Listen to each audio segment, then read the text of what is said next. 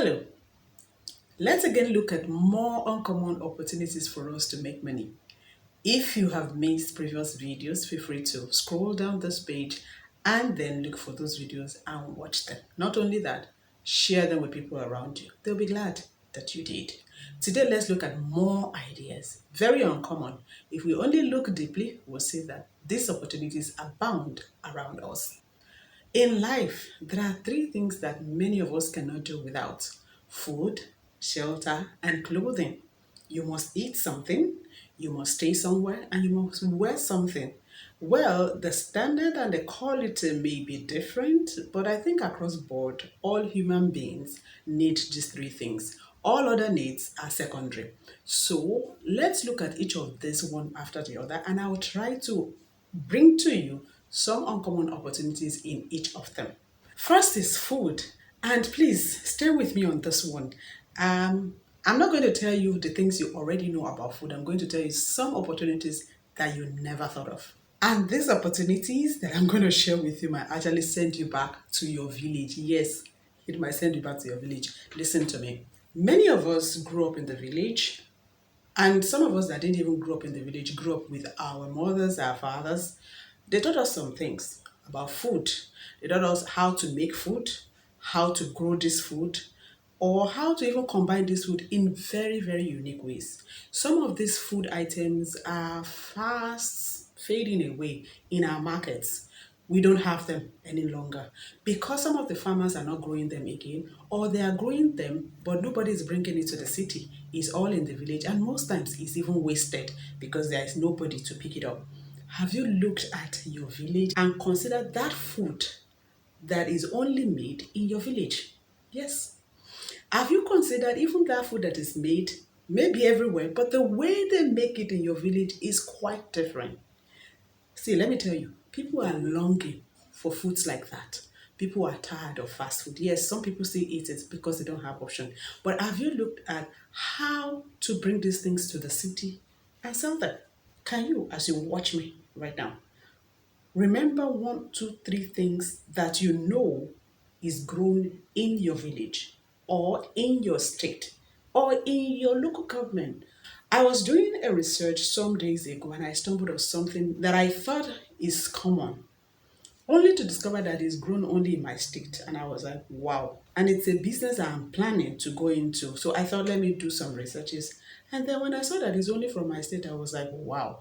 Yes, it might be grown in other parts, but it's so minimal. In fact, from the research, it's only grown majorly, maybe 97 or 99% grown in my state. So, until you begin to consider where you are from, and then think of the things that are only known or grown or from your area, you won't see the uncommon opportunities there. Let me share some things with you. There are some areas that are known for, let's say, kola nut. Kola nut sells fast. Yes, it's not something you consider, but it sells fast. There are things like ogi and different kinds of ogi, oka baba, oka this, oka that, which many call akam. Yorubas call it ogi. Even if you don't have to go to your village to get ogi done, can you make it where you are if you live in the city? Can you make it such that people can buy from you? Hygienically packed in such a way that is accessible to many people who would love to take ogi from time to time. Some people have taken ogi to another level. They add ginger, they add this spice and that spice that when you take it, you love taking it. Not only is it tasty, but it is very, very medicinal. Many households will love it and they will buy it from you if you make a unique type of fugi that everyone would enjoy. There is robo, there is kokoro. Um, Igbos have something they call ajo. I hope I got it right. Ajo is from Mbise in Imo State, from what I hear. That particular thing helps those who just have babies. It helps them heal better. It's a herb. So, if you're from Mbese, for instance, is there a way you can actually bring those things to the city, to Abuja, to Lagos, to Port Harcourt, and then, you know, feed this market? Feed this market. There are people giving back every day. And most of them need such things to consume to help them bounce back, to help them heal. Even there are many people that are on the hospital bed or in their homes sick. And some of these herbs, if you know that is grown or in abundance in your town or your village, this is something you can start trading in. You can go back to your village and look at what and what. In fact, by now, as you're watching me, I'm sure your mind is going to something that you know your town is known for, your village is known for, your local government is known for, your state is known for, that is not found anywhere, or even if it's found anywhere, that taste of that particular one from your village is different.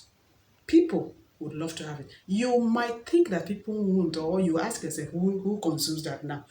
You will be shocked by the time you put it on your status and people will say, oh, I want some, I want some. How about Iru, for instance? People actually export Iru because those who are abroad, they love to have that smell, that aroma of what they're cooking and they're smelling out of Iru. There's some spices that you can actually put together. What did your mama teach you? What is that thing that your mom taught you how to do? And those recipes, they pass it on to us, but I don't think many of us have actually carried it on to our children or perfected it or improved it or even just, sustain it, make it still alive. Many of those recipes are long dead, not because they didn't teach us, but because we refuse to pass it on or even to do it at all these days. So what is that food? Can you make egbo, for instance? Can you make ajogun? Can you make robo? How about ekuru? Tuwo. There is a type of tuwo that they sell in some part of Ogun State. It's not tuwo chinkafa. This one is gotten from corn. I remember there was a time that I actually longed for this tuwo, but I couldn't find it. I'm sure if that day I hear that the restaurant sells that tuwo, I probably would drive there, not minding the hours or many miles that I have to drive to get it. These are things you can begin to offer people around you. It's uncommon. You only have to start. How about lafu or ilubodudu? Yes, it's in the market, but maybe the one from your village is done in a way that is better and people prefer it. Let me shock you.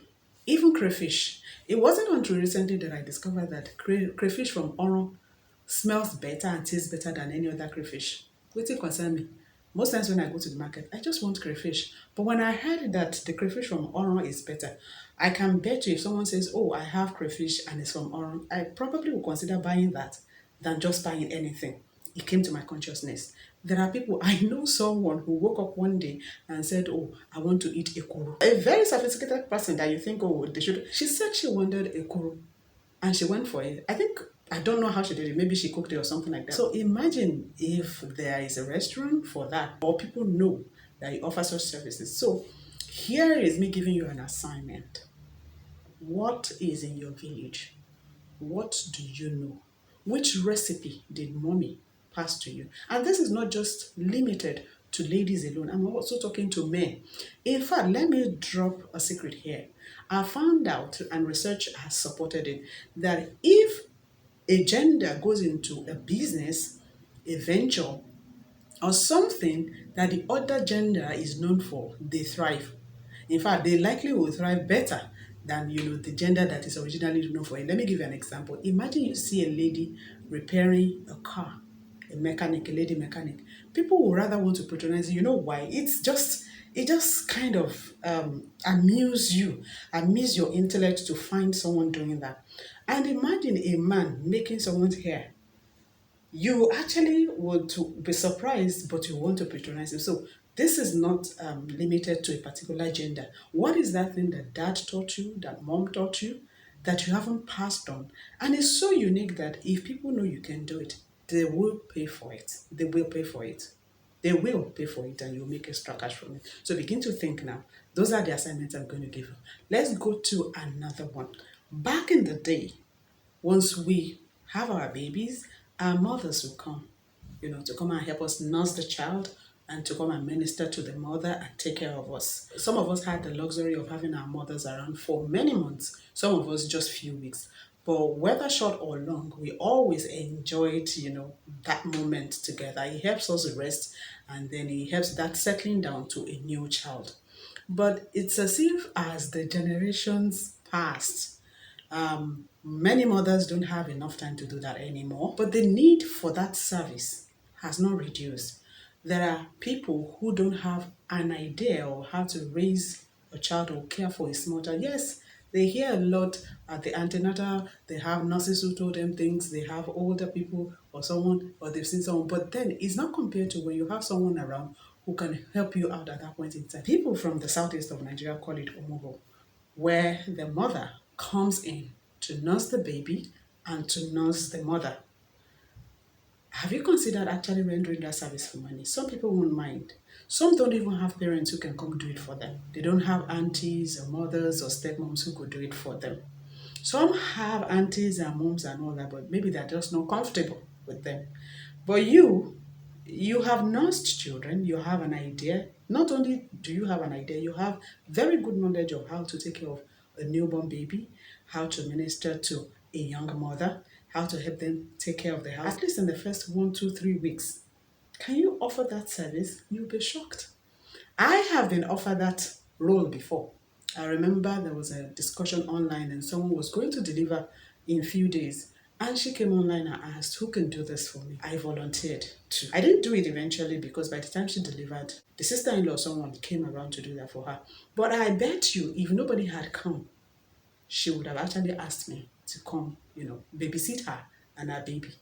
And although I wanted to do it for free then, but really I could start a service, a whole service from it.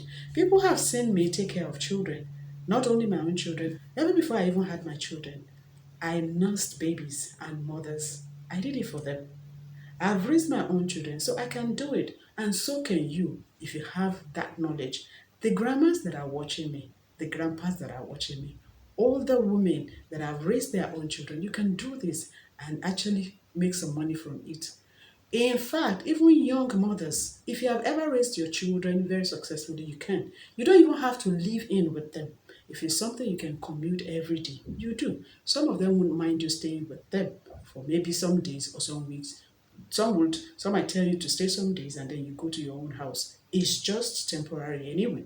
So look at such opportunities and start an Omugo business today. So we've talked about food, a part of food, not even all, and then we've talked of Omugo. Next, let's talk about daycare.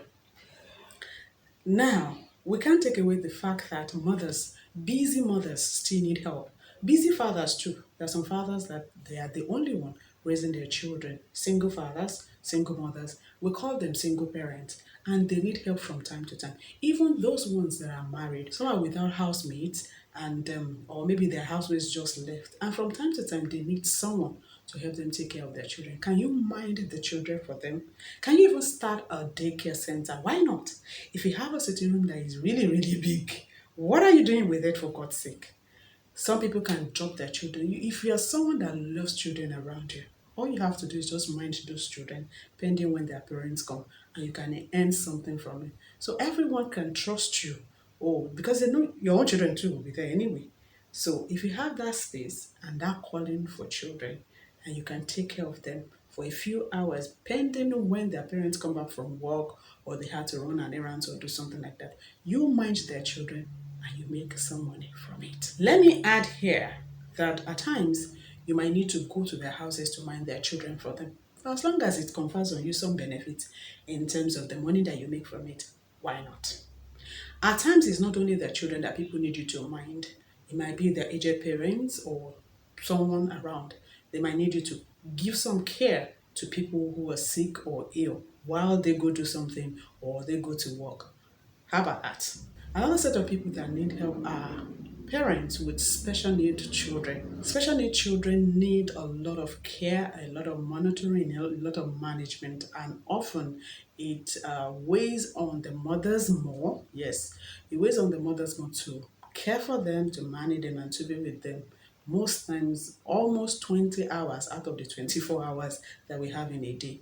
Some of them need breathers, they just need some time out. Or even at times, they need to go out and do something for themselves, but they can't take the child along with them. They need minders. They need someone who can stay with the child and manage the child. You can actually develop yourself, read up, take some courses, go through some training, and begin to care for special needs children.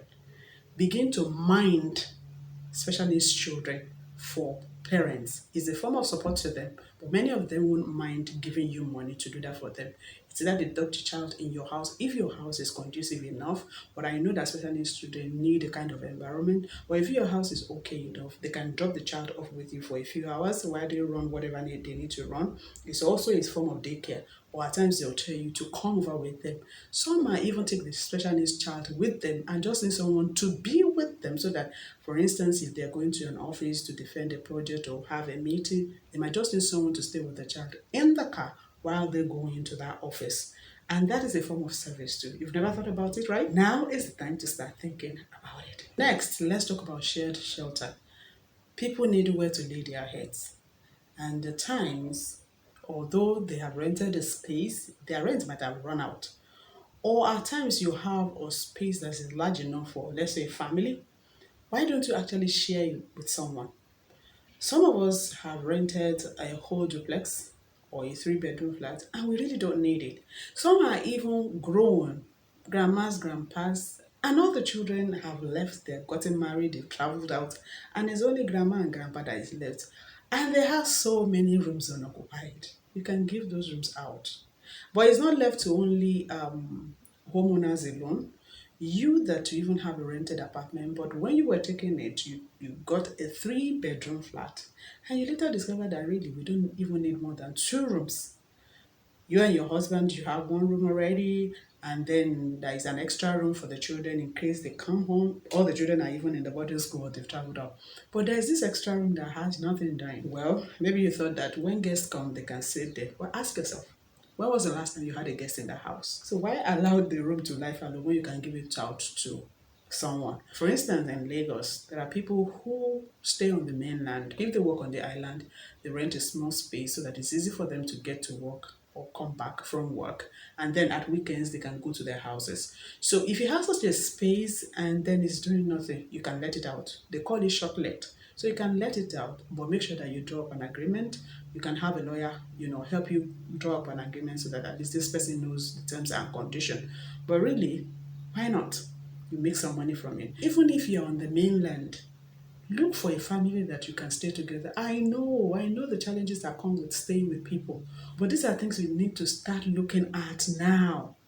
If you haven't subscribed, please subscribe to my YouTube page so you can enjoy more of this. You can also press the notification button so that anytime I upload a new video, you will get notified. You get alerted and you can watch it. Also, share the link and do well to leave a comment in the section below. Thank you.